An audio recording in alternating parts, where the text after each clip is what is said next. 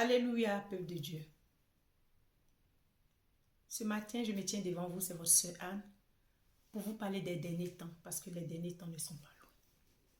Jésus à notre porte bientôt et chacun va rendre compte. Il faut qu'on fasse des choses bien, parce que les derniers temps ne sont pas loin, les derniers jours ne sont pas loin.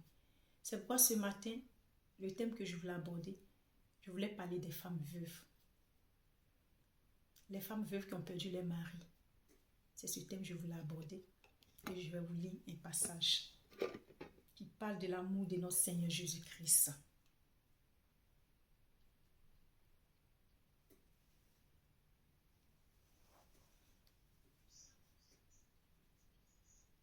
Psaume 68, verset 6 dit ceci. Dans sa maison très sainte, Dieu est un père pour les orphelins, un défenseur pour les veuves, les femmes veuves qui ont perdu leur mari.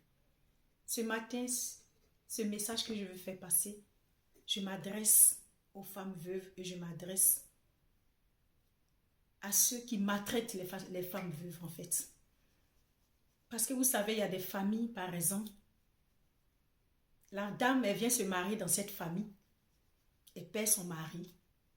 Il y a d'autres familles comme ça qui s'élèvent, qui mettent ces femmes-là dehors. Ils prennent tout.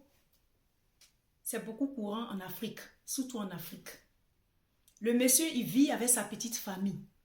Et souvent, c'est eux-mêmes qui vont tuer ce dernier. Rien que à cause de ce qu'il a réalisé. Il jette la pauvre dame dehors. Va dans ta famille. Accompagné avec ses enfants. Hein. Ils oublient même que c'est les neveux ou c'est les nièces. Mais ils s'en foutent de ça. Ils regardent que le matériel. Et ces gens de femmes, veuves, innocentes, qui n'ont pas de recours, Dieu se souvient d'eux.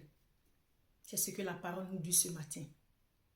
Mes frères et sœurs, les familles qui faisaient ça aux pauvres femmes innocentes, qui n'ont personne dans leur vie pour les aider, arrêtez ça. Parce que les derniers temps ne sont pas loin. Et chacun va rendre compte.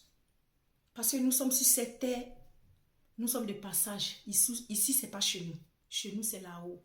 Et chacun est venu faire la mission de Dieu sur cette terre. Donc, faites les choses bien pour plaire à Dieu. La pauvre dame, tu la mets dehors, vous la mettez dehors. Souvent, d'autres font des mois, des semaines dans la rue avec les enfants. Qu'est-ce que vous allez dire demain à votre Seigneur Jésus-Christ s'il vous pose la question? Dieu aime les veuves, c'est Dieu qui prend soin d'eux. Arrêtez de faire les méchancetés aux pauvres femmes qui ont... D'abord, elle a perdu son mari, elle n'a plus rien.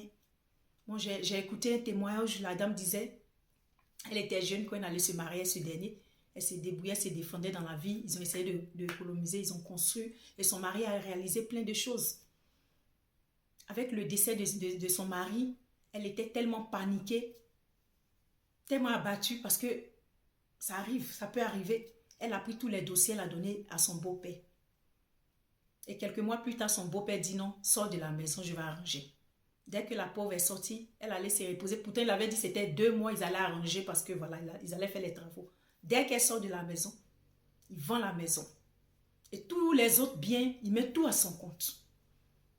Et il a eu le l'audace de dire non que cette maison appartenait à lui, son père, au grand-père de ce dernier en fait.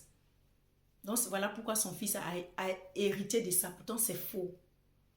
Et tous les millions, les autres biens qu'il avait, il a tout banalisé. C'est lui qui avait 10, 15 maîtresses de gauche à droite. Pourtant la femme, elle avait 3 enfants. Et cette pauvre femme veuve, cette pauvre femme qui va l'aider quand vous faites ces genres de méchanceté? Arrêtez ça. Répentez-vous parce que Jésus est à notre porte bientôt. Changez votre façon de faire. Parce que Dieu va demander à chacun. Et chacun doit rendre compte. Par l'amour de Dieu, changez votre cœur et faites les choses bien. Ayez pitié des femmes veuves. Ayez pitié des femmes veuves. Ayez pitié des femmes veuves. Parce qu'elles n'ont pas demandé ça. D'autres vont dire comme ça, ces pauvres femmes déjà qui souffrent. C'est toi qui as tué notre frère. Pourtant, eux-mêmes savent bien que c'est eux qui ont fait ça. Et souvent, c'est des chrétiens. Et la plupart, c'est des chrétiens. Et toi, tu te dis chrétien, tu fais ça. Tu prends la couverture de Dieu pour merci toi. Pourtant, tu fais de mauvaises choses. Et qu'est-ce que tu vas dire à Dieu demain si tu te poses la question? Change ta façon de faire, mon frère. Change ta façon de faire, mon frère, ma soeur. Ne jetez pas cette pauvre femme dehors. Ou la jeter dehors, elle va où est ses pauvres enfants. Arrêtez ça. C'est pas ce que Dieu nous demande. L'amour de Dieu est passé où? Et c'est vous êtes prêts à évangéliser les gens. Oui, Dieu demande tant. Pourtant, toi-même, tu viens de jeter une pauvre veuve dehors avec ses pauvres enfants, ses pauvres enfants. Souvent, la pauvre, elle n'a rien. Elle ne sait même pas comment mettre les enfants à l'école. Les enfants viennent souvent, les enfants de la rue, comme on peut le dire en Afrique, en Côte d'Ivoire. Ils dorment sous les ponts. Ces pauvres enfants qui n'ont pas demandé à venir au monde, qui ont perdu leur père tôt. Ces enfants souffrent. Mais quand tu fais ça à une pauvre veuve et ses enfants, est-ce que tu connais ton lendemain? Tu sais ce que Dieu te réserve? Et tu vas dire quoi à Dieu quand Dieu va te poser la question, mon frère? Faites les choses bien parce que les derniers temps ne sont pas loin. Et Jésus va demander compte à chacun. Les derniers jours ne sont pas loin, mes frères et sœurs. Arrêtez de faire souffrir les pauvres veuves, les pauvres femmes qui n'ont pas demandé que les maris meurent. Non, elles sont innocentes. Déjà, elle a perdu son mari. C'est là où vous devez l'épauler, l'aimer, la chérir, mais non, vous la jetez dehors, vous lui prenez tout. Il y a d'autres qui ne font rien. Des grands messieurs ne font rien, ils sont assis, regarde. Ils attendent que le monsieur tombe. Tout de suite, ils viennent, ils prennent tout. Et puis, ils sont heureux dedans, ça ne les gêne pas. Hein? Ils sont tranquilles dedans. C'est elle qui a tué le monsieur. Répentez-vous.